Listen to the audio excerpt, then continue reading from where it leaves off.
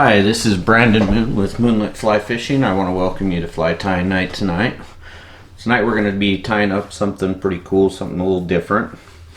So if any of you guys Euro Nymph, here's a streamer that will work great in your arsenal to go out Euro Nymphing Tightline Nymphing.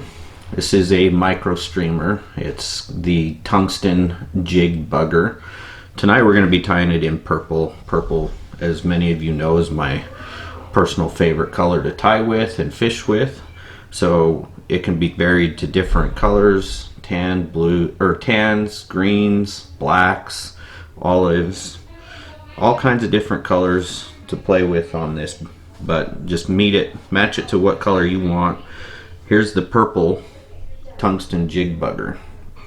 Okay, so for the hook tonight we're going to be using, and I'm going to be using a size 10. You can go bigger. We have a size 8 in this, and that's great. You can actually even go on a size 12 if you want, but this is the ML 056, or you can tie on the ML 058 or the Moonlit Tightline ML 501. For the bead, we're going to be using the Moonlit slotted tungsten bead in the Fluoro purple. Match the bead to your fly with your preference. So we're going to get started tonight. This fly is pretty nice. It's not an overly complicated fly. It takes very few materials and is pretty quick to tie. So I'm going to take my thread. I'm just going to start right behind the bead of the hook. I'm going to give it a couple wraps just to kind of help so that it doesn't move too much. And then I'm just going to wrap rearward to the bend of the hook. I always use this tag end to help create a nice smooth underbody. On this fly it's less important, but it's a good habit, so it's just what I do. So I'm going to go all the way back to the bend of the hook and clip my tag end off. So for my tail and my collar, I'm going to use the exact same material I'm going to be using a Chickaboo pelt, Brahma Chickaboo pelt from Whiting Farms. This is a mottled gray dyed purple, so I had the mottled gray Brahma, and then I had the Chickaboo, which is like your marabou. So I'm going to take a couple strands of this Chickaboo at the top for my tail. So I've got, I think, 3. I usually do 3 or 4. I want the tips to kind of line up a little bit. The tail can kind of have a little bit of a taper. So there you kind of see 3, maybe 4 strands or hackle fibers for the tail. And that's going to give me a nice flowing action. You can see it's very movement. It's going to give me a good flow, just like marabou. I want this to be just a little bit longer than the hook shank. It's just going to add a little bit of length to my fly.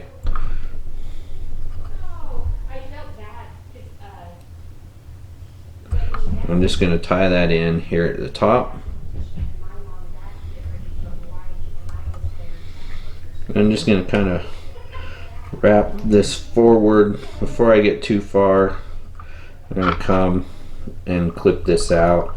The reason I wrap this all the way up is I really want my body to not be too narrow, too thin. I want it to have a little bit of body to it, and I can get that by wrapping that all the way forward. So I'm going to wrap all the way back to the bend of that hook, and now we're going to tie in our body material and our ribbing. So for the ribbing, I'm using Semperfli's purple 0.2 millimeter tying wire. So I'm just going to tie in a piece of that, and I just secure it down. I don't wrap it forward. Now I'm going to take Semperfli Straggle string in purple, change that to the color that you are going to be tying your fly in to match. You can have contrasting colors, that's fine. I'm going to tie a small piece in. Doesn't take a whole lot.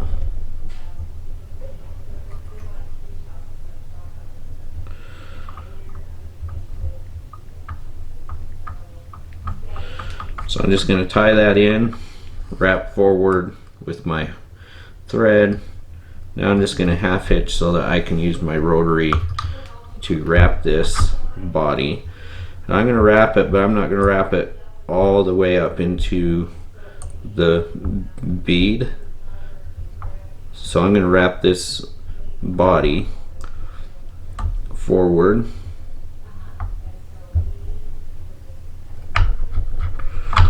And this was a spare piece, and I didn't have a whole lot left on it. So I'm going to put it in my hackle pliers just so that I can grip it just a little better. You can see how nice and buggy this straggle string is. It's going to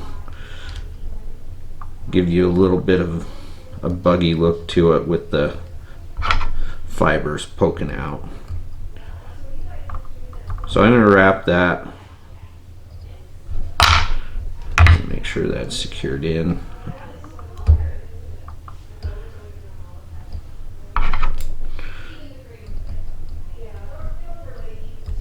Okay, and you can see I went about 3/4 of the way up that. I left about a hook eye's length behind my bead, and this is just so that I can put in my other materials. Now I'm going to counter wrap. I don't need to for purposes of durability with this material. This material is extremely durable. It's just a good habit when I'm tying in with some of my other materials, so I do it on all of them.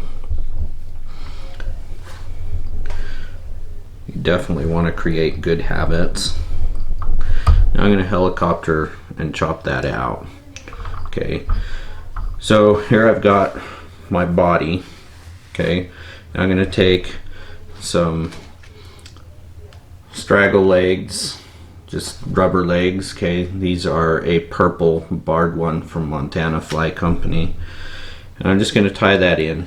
I want the legs on this to go halfway down my tail.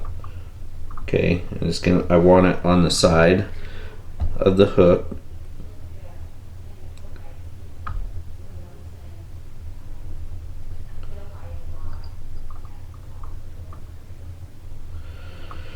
Okay, I'm going to go in front, just lock that in. Now I'm going to trim that piece out. You want it just on the bottom side of that, so now I'll trim that out.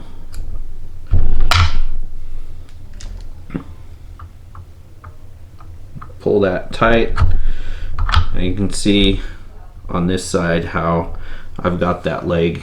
It's going almost to the end of middle part of my tail there. So I'm going to take another one on the other side.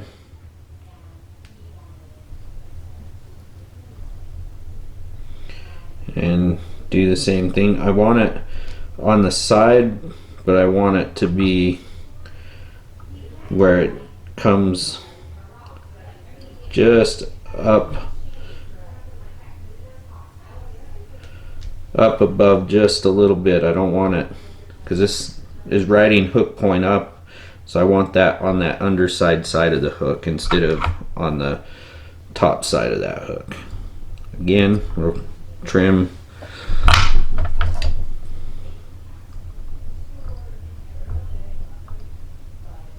that leg out.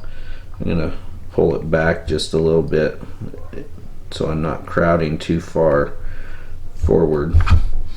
Okay, now I'm going to go up top. Okay, and this is where I'm going to tie in my collar. I'm going to take the mottled part of this Chickaboo pelt.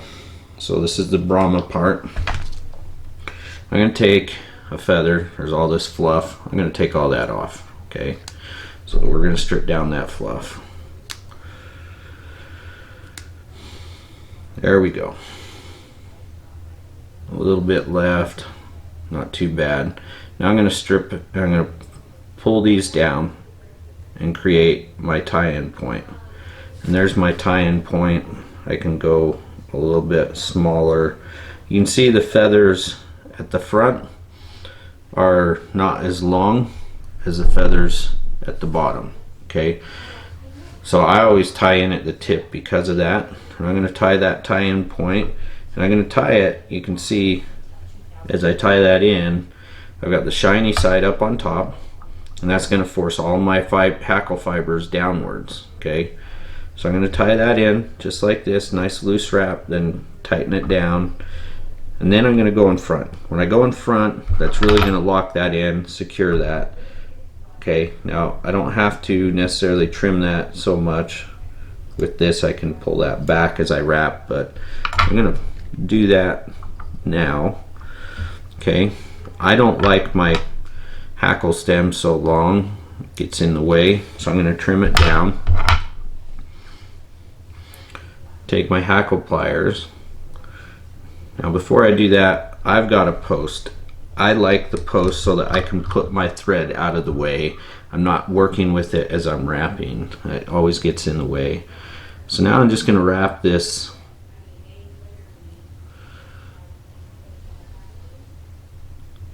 hackle, and I just want to be, as I'm doing it, very mindful. I want to be palmering it, each wrap in front of the other, and I want to be working the hackle fibers rearward so that I have less doctoring to do as I'm done. At the end you can see there's a few fibers here.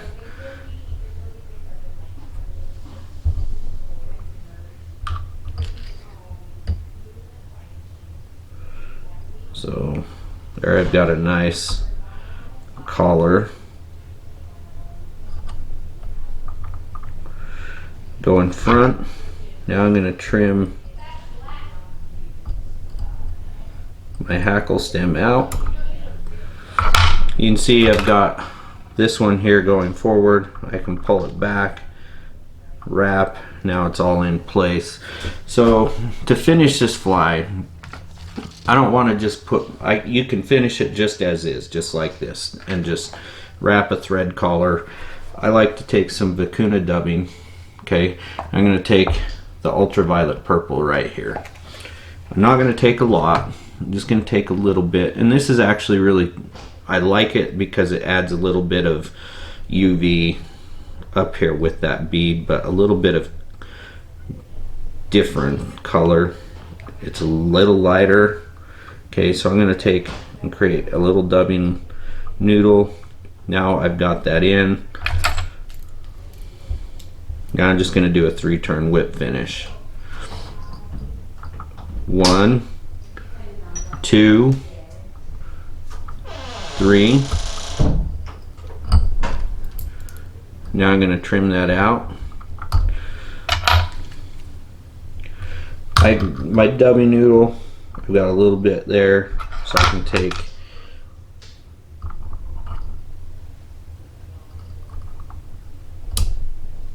my scissors, and I had a little hackle stem left. Sometimes you gotta finish playing surgeon on your fly, right? So there, now we've got a tungsten jig bugger. Okay, and this is tied pretty much using just a couple materials here, and this is a very effective bugger pattern. It's going to imitate a bait fish or a leech pattern, so you can fish this on your Euro rigs and be very, very effective. Tight line even with the others or under an indicator. So we appreciate you coming out and watching and join us for fly tying night tonight. And you guys have a wonderful evening. Make sure and hit the subscribe button, then the bell, and hit all so you can receive all notifications from us. And don't forget to hit thumbs up and comment on our posts.